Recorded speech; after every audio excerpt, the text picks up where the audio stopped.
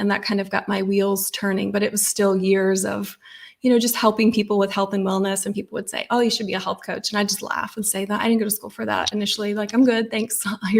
I'll help you with whatever sort of thing too. And I just finally one day felt like I had given away so much power to all of these other doctors trying to figure things out. And I was like, you know what, I'll take a class and, and figure it out myself, sort of thing. And I just fell in love. And it kind of was a series of things. It's amazing. I think through that realm of coach, and a lot of people, especially in the health collapse concepts, you think doctors are the only answer in that regard. And so to have someone who was in that mindset and had something like that walk through their own life, I'm thinking through a bunch of women specifically who I know have gone through similar things and are stepping into the coaching career for themselves.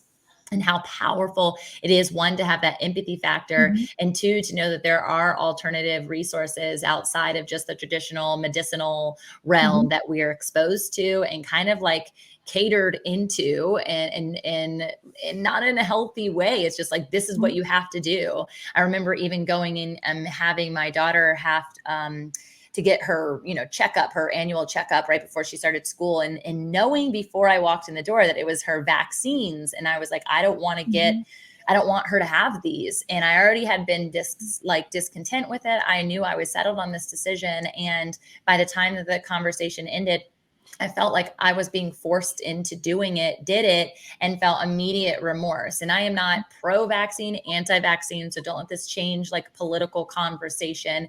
But it's the knowing that there should never be something that's outside of like your own sense of gut instinct and your own ability to research and have information given to you that you feel comfortable and confident in and trying. But having someone who's an advocate, both sides of the spectrum, I think is so, so critical. So I'm grateful that people can now come to you, right, for that experience.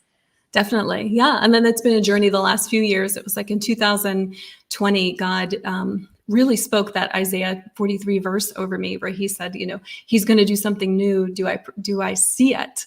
And then he later said, I'm going to use your story to help thousands of people. And I remember thinking, okay, that's interesting. I don't know what that means. I'm not going to think about that too much. That sounds scary.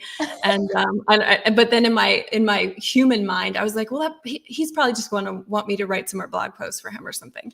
I got that covered, not realizing like it would take me down the podcast route and some of these other way outside of my comfort zone. Yes.